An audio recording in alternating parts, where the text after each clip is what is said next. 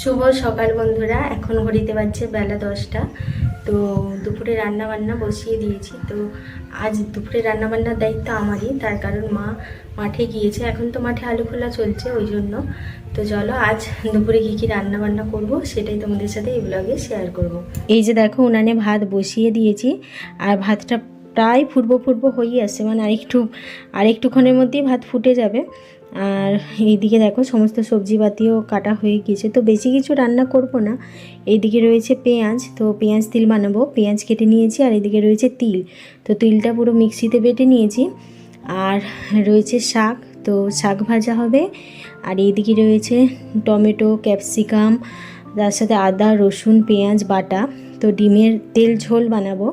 আর রয়েছে সর্ষে বাটা। আর এইদিকে দেখো রয়েছে ধনেপাতা কুচি। আর এইদিকে ভাতটা প্রায় ফুটেই গিয়েছে, দেখো ধরে গিয়েছে ভাতে। আর এই যে দেখো বেশি করে জাল দিয়ে দিচ্ছি যাতে তাড়াতাড়ি ভাতটা হয়ে যায়। ভাতটা ওইদিকে ফুটতে ফুটতে আমি এইদিকে চলে আসছি মেয়ের জন্য দুধ গরম করতে। তো ওকে দুধ খাওয়াবো। সকালে মুড়ি খাইয়ে দিয়েছি, এবার এখন দুধ খাইয়ে দেবো, তারপর স্নান টান করিয়ে ভাত খাওয়াবো। তো দুধটা গরম হয়ে গিয়েছে, এখন ঠান্ডা করতে দিয়ে আবারও চলে আসছি। তো ভাতটা দেখো আমার হয়ে গিয়েছে। তো ভাতটা এদিকে নামিয়ে ভাতের মাঠটা গেলে নিচ্ছি। আর এইদিকে কড়াই বসিয়ে দিয়েছি। তো কড়াই এবারে শাকটা সেদ্ধ বসিয়ে কড়াই বসিয়ে দিয়েছি, শাকটা সেদ্ধ করব। তো শাকটা দিয়ে দিলাম কড়াইয়ের মধ্যে। আর এখন উপর থেকে লবণ দিয়ে দিচ্ছি স্বাদ মতো। তো লবণ দিলে কি বলো তো, শাকটা থেকে জল বেরিয়ে যাবে, আর শাকের জলে শাকটা সেদ্ধ হয়ে যাবে। তো উল্টে পাল্টে শাকটাকে দেখো এখন সেদ্ধ করে নিচ্ছি। আর দেখো শাকটা কতটা হয়েছিল, তো কমে কতটা হয়েছে, আর কতটা জল বেরিয়েছে দেখো। তো শাকের জলেই শাক সেদ্ধ হয়ে যাচ্ছে। আর শাকটা সেদ্ধ বসিয়ে এখন চলে আসছি মেয়েকে দুধ খাওয়াতে। আর এসো এসো এসো, কে খায় কে খায় কে খায় কে খায়, তাড়াতাড়ি এসো। কে খাবে কে খাবে কে খাবে কে খাবে কে খাবে কে খাবে? সোনা খাবে, এদারি খাবে, কিন্তু চুমুক দিয়ে খাবে না, গ্লাস ওকে গদলে করে খাওয়াতে হবে। ওকে দুধ খাইয়ে চলে আসলাম। এইদিকে শাক সেদ্ধ হয়ে গিয়েছে, আর জলটাও আর নেই। তো আর জল গেলে ফেলতেও হবে না। শাকটাকে নামিয়ে নিয়ে এখন কড়াটাকে ভালো করে ধুয়ে দেখো আবারও কড়াইয়ে তেল দিয়ে দিলাম। আর এখন এবারে ফোড়নে দিয়ে দিচ্ছি লঙ্কা, পেঁয়াজ আর রসুন। তো এটা হচ্ছে যে লাল শাক চাপানোটে শাক মিশে আছে তো। আর পেঁয়াজ রসুন দিলে বেশ ভালো লাগে খেতে। সব শাকে দিয়ে রসুন সাঁতলে দেওয়া হয়, কিন্তু পেঁয়াজ দিলে এই শাকটা ভালো লাগে খেতে। তো পেঁয়াজ রসুনটা ভালো করে ভেজে নিয়ে এর মধ্যে সেদ্ধ শাকটা দিয়ে ভালো করে ভেজে নিয়েছি। এবারে নামানোর আগে দেখো চিনি দিয়ে দিলাম অল্প করে, কারণ শাকে একটু মিষ্টি দিলে বেশ খেতে ভালো লাগে। তো আমার এইদিকে শাকটা রান্না হয়ে গিয়েছে, তো শাকটা নামিয়ে নিলাম।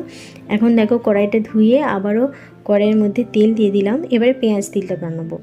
তো তেলের মধ্যে এখন লঙ্কা সাথে অল্প সাদা জিরে দিয়ে দিলাম, দিয়ে এর উপরে দিয়ে দিলাম পেঁয়াজগুলো। আর পেঁয়াজের ওপরেই দিয়ে দিলাম অল্প করে নুন দিলে কি বলো তো, পেঁয়াজটা তাড়াতাড়ি নরম হয়ে যায়, ওই জন্য। পেঁয়াজটা হালকা ভাজা হয়ে গিয়েছে, তো এই সময় যে তিলটা বেটে রেখেছিলাম সেটা পেঁয়াজের মধ্যে দিয়ে দিলাম।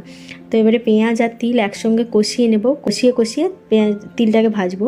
তো ওপর থেকে অল্প করে জলও দিয়ে দিয়েছি, দিয়ে দেখো এখন ভালো করে কষিয়ে নিচ্ছি। তো কষিয়ে জলটাও শুকিয়ে গিয়েছে। আর এই যে দেখো তিলটা বেশ ভাজা ভাজা হয়ে গিয়েছে। ব্যাস পেঁয়াজ তিল রেডি। এখন পেঁয়াজ তিলটা এখন একটা থালার মধ্যে নামিয়ে নিলাম। আর এবারে বানাবো ডিমের তেল ঝোল। তো দেখো জল দিয়ে দিয়েছি ওই কড়াইয়ের মধ্যেই। আর এবারে এক এক করে ডিমগুলো দিয়ে দিচ্ছি। তো আমাদের বাড়িতে মোট 7 জন সদস্য, তো সবার জন্য একটা করে ডিম দিয়ে দিলাম সেদ্ধ করতে। তো ঢাকা দিয়ে এই যে ভালো করে উনানে জাল দিয়ে ডিমটাকে ভালো করে ফুটিয়ে সেদ্ধ করে নিয়েছি। ডিম সেদ্ধ হয়ে গিয়েছে। তারপর দেখো ডিমের খোসাগুলোকে ছাড়িয়ে নিলাম, নিয়ে এবারে ডিমগুলোর উপরে নুন হলুদ ভালো করে মাখিয়ে নিলাম। তো আবারও কড়াইটা ভালো করে পরিষ্কার করে এর মধ্যে তেল দিয়ে দিয়েছি কড়াইয়ের মধ্যে। তো দিয়ে দেখো এক এক করে এবারে ডিমগুলো তেলের মধ্যে দিয়ে দিলাম। দিয়ে এবারে হালকা করে ডিমগুলোকে লাল লাল করে ভেজে নেব। তো দেখো বেশ আমার হালকা লাল লাল করে ডিমগুলো ভাজা হয়ে গিয়েছে। এবারে ডিমগুলোকে নামিয়ে নিয়ে ওই তেলেই আবার ডিমের তেল ঝোলটা বানাবো।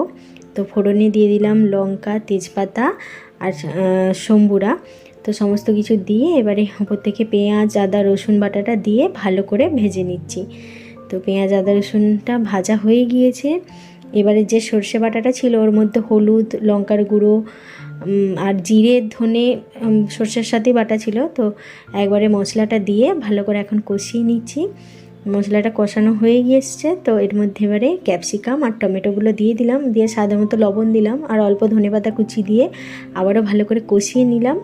তো ব্যাস, সমস্ত মশলা কষানো হয়ে গিয়েছে। এবারে পরিমাণ মতো জল দিয়ে দিলাম, আর জলটা একটু বেশিই দিলাম, তার কারণ তেল ঝোল বানাবো, তেল ঝাল নয়, তো একটু ঝোল ঝোল থাকবে, সেটা বেশ ভালো লাগে খেতে। ডিমের ঝোল আলু দিয়ে তো ভালো লাগে, কিন্তু এই তেল ঝোলটাও খেতে ভালো লাগে আলু ছাড়া। তো দেখো ঝোলটা ফুটে গিয়েছে, এবারে এর মধ্যে ডিমগুলো দিয়ে দিলাম, ফুটিয়ে নিচ্ছি। তো নামানোর আগে দেখো এবারে চিনি আর অল্প যে ধনেপাতা কুচি ছিল সেইগুলোকে ছড়িয়ে দিলাম। তো এবারে ধিমে আছে একটু বসানো থাক। তো আমার রান্নাবান্না কমপ্লিট। কেমন লাগলো আজকের রান্নাবান্না জানিও।